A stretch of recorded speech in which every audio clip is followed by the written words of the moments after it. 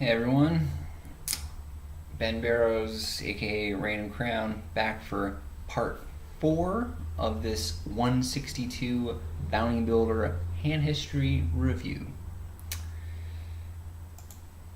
If you tuned into part 3, you'll remember that we flopped a set with our pocket kings, bet the flop, bet the turn, jammed the river, and they folded. And if you guys do not remember that, it means you have not seen part 3. So please go back and watch that, and parts 1 and 2 if need be as well, so you can be properly caught up as to where we are at. And now we wait until we get a hand. And we've got one. We got the pocket sevens in middle position. Very standard open. And we're going to 3-bet from the small blind.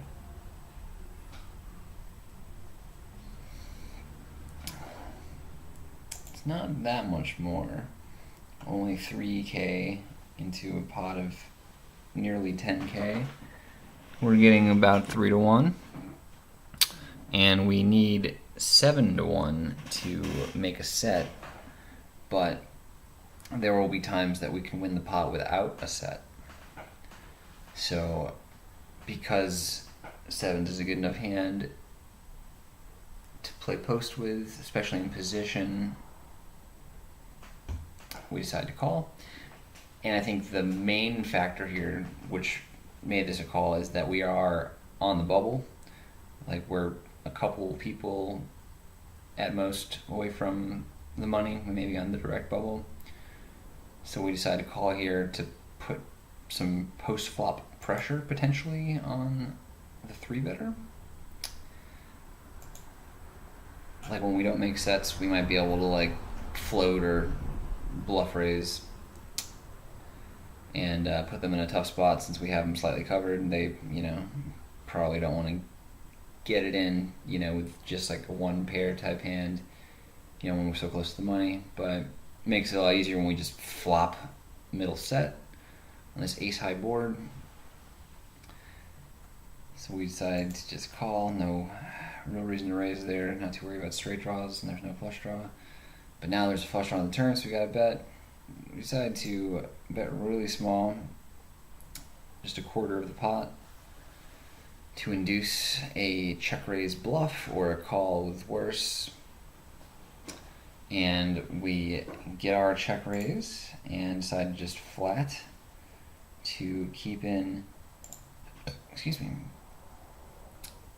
his air. And they just decide to check the river. Seems like they're onto us. So we got a bet now. Since the river bricked the flush draw, the only thing that improved is 6-8, and it's doubtful if the small blind's going to be 3-betting that. I suppose they could have pocket nines, but I don't think they call the turn with it. So we just got to bet pretty small, less than a third of the pot. And we just take it down. We have pocket fours under the gun.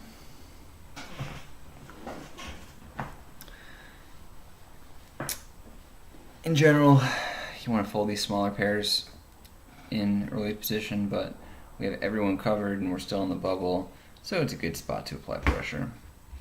And there's a couple really short stacks that we can comfortably get it in with. And we get a couple calls and king high board, so it's an easy check fold. Now I get king queen in the BB, facing a open from the hijack. Easy call. Get a king 8 3 rainbow board. Great for our hand. Nothing we can really do there except check call. We turn trips and it just checks through. There's an ace on the river, and we decide to just check to induce bluffs and just value bets from an ace that we can check raise. And they just check back. So I think we could lead the river there because an ace is not going to fold. More than likely, if we make it a reasonable size, maybe like 5K. I don't know, I mean, it looks strong, yeah. It looks like we could easily have a king because it doesn't really make sense for an 8 to bet that river. Maybe like 3 would bet if we can put them on like a medium pair or something.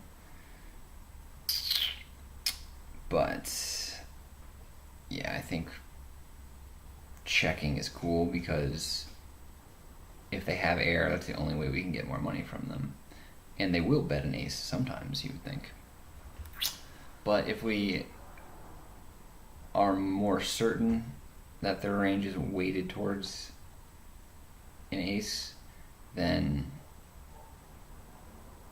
I guess we might as well go ahead and bet.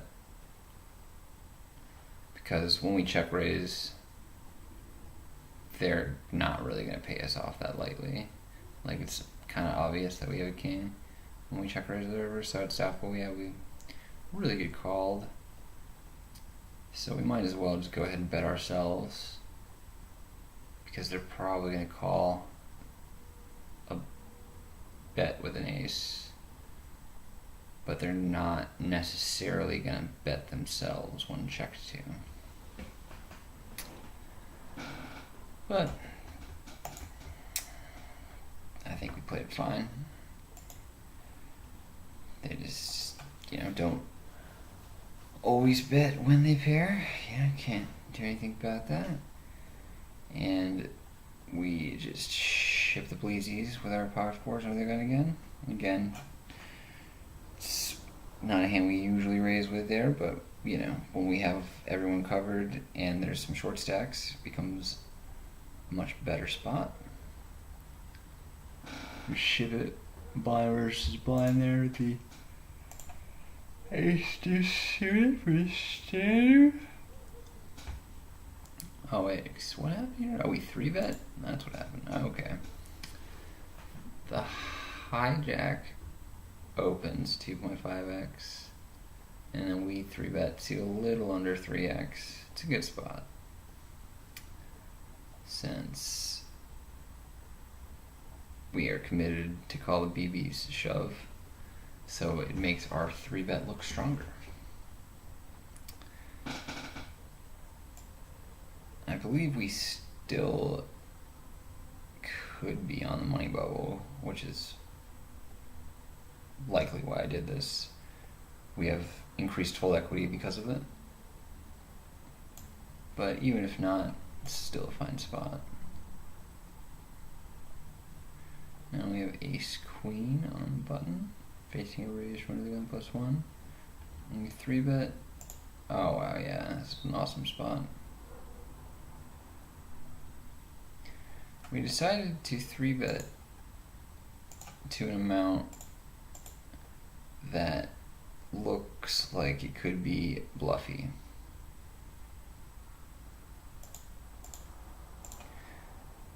We make it just, what is it, like 26, 52, 78, like, I mean, we make it like a full 3x. I guess it doesn't look that bluffy because of the sizing. I guess it looks more bluffy because of the blind stack sizes. It just seems like a pretty good spot for us to be light, and especially since we already 3-bet the ace deuce suited earlier, and we actually, put this guy in a tough spot with our set of 7s as well, but he doesn't know that we had a real hand there, so he probably thinks that we're just overly active. So that's why he decides to 4-bet here.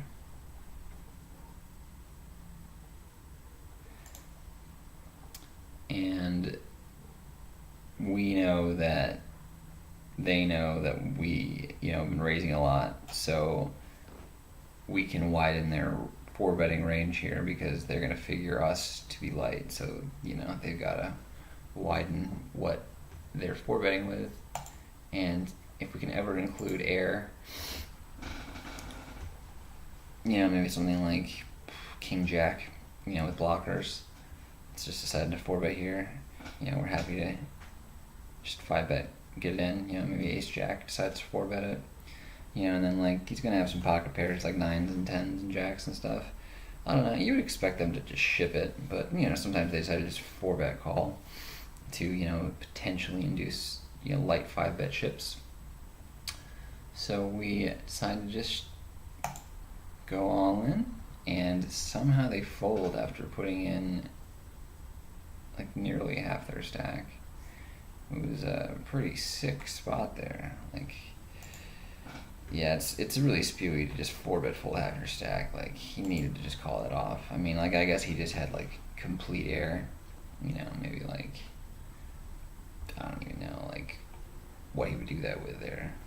Maybe ace deuce off. I mean, even with an ace though. After you have all that money in the middle, kind of want to call it off and just try and realize some equity. But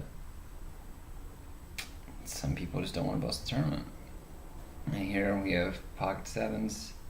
We raise the hijack. We just c-bet this king 4 jack board. Take it down. And we did that to protect our equity, basically. They're gonna have, ace high, queen high type hands. There's gonna be a lot of bad turns. It's almost certainly gonna be I guess half of the cards are about half the cards are gonna be overcards, which will make our sevens more difficult to play. So we just decided to bet to just, basically just deny their equity, and we'll still get value from draws and 4x. But I think I'm gonna wrap this up here. Thanks you guys for tuning in. This has been part 4 of the 162 Bounty Builder Hand History Review Series. Hope to see you guys back for part 5.